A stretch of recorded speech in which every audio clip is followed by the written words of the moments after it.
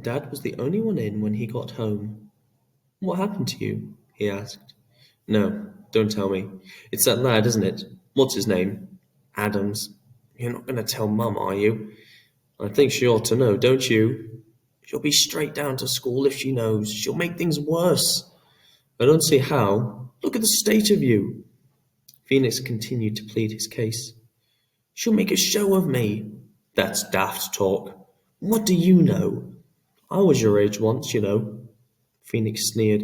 "Yes, sure. I bet you never had to put up with anything like this.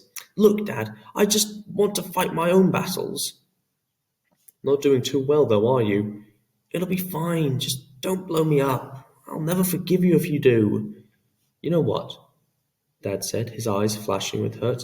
"Sometimes you and your mother treat me worse than the dirt on your shoes. What do I do that's so wrong?" It was a good question, and one for which Phoenix didn't have an answer. He regretted his outburst. "Sorry, I just want to sort it my own way. Give me a chance, please." Dad examined Phoenix's face. "Should be able to patch you up," he said. "Yeah, you'll get away with it. There'll be one or two bruises to explain away, so you better get your thinking cap on. A good excuse, mind you, something convincing. So, you're not going to tell her?" "Thanks, Dad." "No," said Dad, "I won't tell her. Despite what you think of me, I do understand. I've been there myself." Phoenix looked at him. He couldn't see it somehow. "There is one condition, though." "What's that?"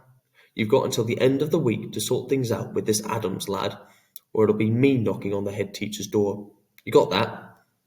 "Yes, Dad, I got it." By the time Mum got in from her meeting, Dad and Phoenix were in the study. They'd sunk their differences enough to tackle the Legendeer together. Mum had to be satisfied with a grunted hello from behind the closed door. Once she had accepted that they were in for the duration, they put on their suits and descended into the labyrinth again. "I'm going to win this time," said Phoenix as they walked down the stone steps of King Minos's palace to meet Ariadne. "Sure," said Dad, "you're going to win." But there was an unease in his voice. He couldn't forget what had happened last time. Phoenix led the way to the bottom. It was the same as the day before. The torches flared, the dark-eyed girl approached them. He felt a rush of excitement. The game was underway. But the moment she started speaking, Phoenix too was reminded of the last time they had played. Ariadne had departed completely from her usual text.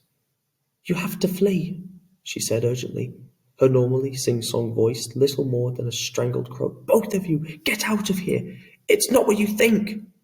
"What do you mean?" asked Dad. Ariadne glanced furtively. "I can't talk," she said. "King Minos's spies are everywhere." Phoenix found this disquieting. A note of imbalance had entered the game. Something wasn't right. Ariadne had said King Minos and not my father. Very strange.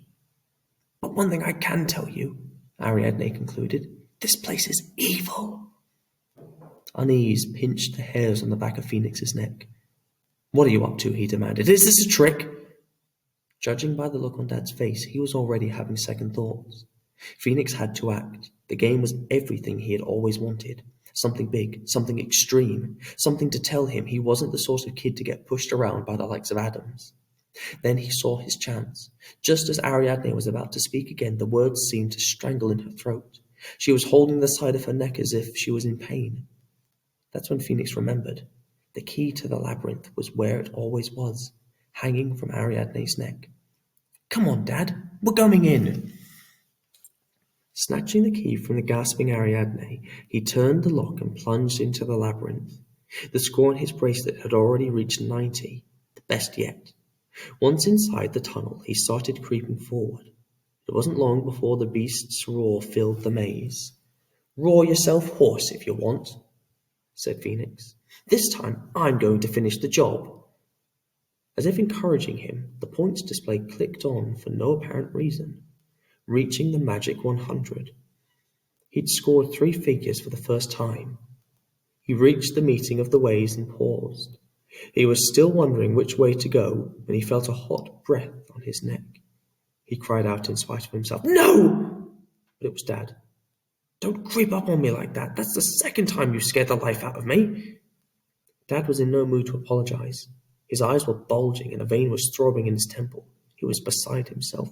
You young idiot, he bawled. Pull a trick like that again and I'll ground you for a month. I thought I told you we weren't going into the labyrinth. Don't you think it's a bit funny when even the game's characters start warding you off? That poor girl nearly needed our help. I think she'd had some sort of seizure. Do you realize that I had to leave her to suffer just so I could come after you? She's all right, Phoenix retorted, suppressing his own doubts. That's all part of it. You're not going to let the game win, are you? Don't you recognize a con when you see one? Look, I've scored 100 already. I'm not giving up now. Phoenix, said Dad, I'm not arguing with you. We're getting out of here. Bottle out if you want, Phoenix replied angrily, determined to find the courage he'd lacked in the fight with Adams. I'm staying. Dad had obviously decided he wasn't going to waste another word on Phoenix, because he started manhandling him towards the door. You're coming with me. No, cried Phoenix, straining against his father's grip. No, I'm not, and you can't make me. Dad dragged him closer to the door. Oh, can't I? That's when he loosened his hold. What the? The door had shut behind them. It's locked. He pounded on it. Ariadne, can you hear me? Let us out. There was female laughter, but it wasn't Ariadne's gentle tones they heard. There was a razor edge of cruelty in this woman's voice. Who is that? Demanded Dad. Who's there? Stop playing games. Let us out, now. But the laughter continued, reverberating in the darkness. That does it, said Dad. Game over. Only the game didn't end. Instead, the beast bellowed its bloodlust from the heart of the maze. Game over, Dad repeated. But the labyrinth was in no mood to let go. Terror was closing around them like a claw. Game over! Game over! The beast's cry echoed through the labyrinth, an insane series of thunderclap, animal howls. Phoenix, Dad ordered, take off your mask! His hands were already tugging at the skin around his chin. What is this? He said, his voice betraying real fear. I can't feel the join. I can't feel the mask at all. Phoenix tried. He, too, was lurching over into skin-prickling panic. Me neither. They could hear the beast stamping through the tunnels, dragging its club behind it. This is wrong, said Dad. Very wrong. Now even Phoenix was having second thoughts. Horror was pounding in his heart. You out there! Cried Dad, beating the door with his fists. Whoever you are, this is no joke. Let us out this minute. For a moment, Phoenix glimpsed eyes looking back at them through the hatch in the door, but they weren't the soft brown eyes of Ariadne. These eyes blazed just like the beast's. Somehow, they were made of the same primeval brutishness. We've got to run, said Dad. If we stay here, it's got us cornered. Somewhere in the back of his mind, Phoenix knew this didn't make sense. It can't hurt us. It's not real. The terrible braying resumed, worse than ever. It's a game. It's just a game. But that single common-sense thought was swallowed up by a tidal wave of terror. Fear coiled in the blackness, then broke over them with unstoppable power. Phoenix, move this way. And they were running for their lives. He noticed the score on the bracelet. 80? But how? Then he remembered. Dad, I've dropped the thread. He fell to his knees, feeling for the string in the darkness. He hardly dared stretch out his fingers, for fear of brushing against the beast's gore-clogged hooves. Forget it, said Dad. It can't help us now. Just run! They could hear the beast stamping somewhere close behind them. It's gaining on us. Run! They emerged into a large open space. It was a hexagon-shaped. In the center lay a filthy straw mattress, the heart of the labyrinth. Got to think, said Dad. Come on, Phoenix. You like these games. What do you do when you're stuck? Play a cheat, of course. That's it, said Dad. The cheats have been programmed in. But how do we use them? You got me, said Phoenix. I mean, there's no keyboard. We're in the game. That's it then, said Dad. That means the cheats must be in it too, physically in it. Sounds good to me, said Phoenix, his bravery crumbling as he clutched at straws. We've just got to find them. Oh my. Dad's body was sagging against his, a heavy sack of despair. The beast had just appeared in the room. "Dad!" Phoenix panted. "You start looking. I'll try to keep him off you." For all the fear drumming inside him, Phoenix was still half convinced this was all some elaborate computer adventure. He could conquer the beast, and even if he lost, there was always another day. Dad didn't share even a shred of Phoenix's hope. To face the beast was to die. "Don't be so stupid." "I'm not," Phoenix shouted. "If you don't like my idea, try coming up with a better one." Dad hesitated, then reluctantly entered the nearest tunnel. Phoenix held the hilt of the sword tightly and kept moving from side to side, skipping like an acrobat. He'd learned something from the last confrontation. Don't take the beast on directly. He remembered the fragments of sword clattering on the floor. If he could only avoid the murderous swing of the club, if he could just thrust under the Minotaur's defenses. But the beast didn't give him time to think. It rushed him suddenly, flailing madly with the club. Masonry and dust flew in the gloom, pattering against the walls. Phoenix was overwhelmed. It was impossible to hold his ground under the frenzied onslaught. "No, no!" The score was down to 70. "Phoenix!" Dad called from the tunnel. "What is it? What's wrong?" The club whistled past his head. His score dropped to 60. "Dad, help me!" He could hear his father's footsteps in the tunnel behind him. "Phoenix!" The beast lunged again, smashing the sword from Phoenix's hands. He'd broken it like a toothpick. The score was crashing. 50. 45. What am I doing? I'm a kid. I can't fight monsters. Phoenix was hauling himself backwards, his feet lashing feebly at the oncoming beast. Lowering its head, the Minotaur moved in for the kill. "Dad!" Then a surprisingly strong pair of hands was dragging him back. The deadly horns drilled into solid stone. With a shriek of rage, the beast twisted and tore at the floor. Mud, stone, and foul water exploded around it. "Run, Phoenix!" cried Dad, relaxing his grip. "Just run!" Now they were flying, colliding with hidden walls and pillars in the blackness, but scrambling on, oblivious to the pain of a jarred shoulder or a bruised knee. And all the while the beast was coming, growling, snarling, roaring its hatred and its hunger. "Dad!" Phoenix yelled suddenly. "What's that?" There was something in the wall. It was the size of a phone box, but in the shape of a kind of pyramid, a tetrahedron. It was silvery and distinct from the rest of the masonry and bore a bull's head symbol on the top. It was giving off an electric buzz, the first reminder that this was, in fact, a game. "That's it," said Dad, hope rising for the first time in his reedy voice. "It has to be. It's a terminal of some sort. It operates the cheat, the escape." The beast was at the end of the tunnel, dark and massive in the half-light. It seemed to hammer the air with its presence, shocking the breath out of its prospective victims. "You first, son." Phoenix entered and felt a burst of energy around him. "This is it," he screamed, a cry that was half joy, half horror as the beast advanced. "Then get through," shouted Dad, "and take my hand. When you get through, keep pulling. Whatever you do, don't let go." Phoenix hurled himself into the shimmering, yielding energy burst, the gate between game and home. "Don't let go!" But the beast roared again, the rancid heat of its breath blasting into Phoenix's face. He screamed and threw himself through the gate, back into Dad's study. To his horror, the room was empty. This time he and Dad hadn't been there at all, twitching in their PR suits. They had vanished bodily into the game. Phoenix reached into the gate, but his fingers clawed at emptiness. He'd done it. He'd done the most terrible thing. He'd let go. "Dad!" he shrieked, drowning in guilt. "Dad!" The gate was still shimmering, an oval of light in the study. It was still open. Phoenix thrust his hand into the light, reaching into the monstrous parallel world. Nothing. He stared at the computer screen.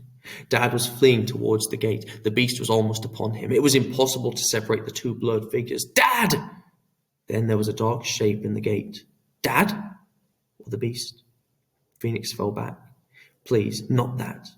In his panic, he almost pulled the plug from the wall, but Dad was still in there somewhere. He couldn't just abandon him. Then the shape took on a recognizable form. "Dad, thank goodness!" "Phoenix!" snapped Dad. "The suit, get it off now!" As Phoenix peeled off the suit, Dad reached for the computer and switched off.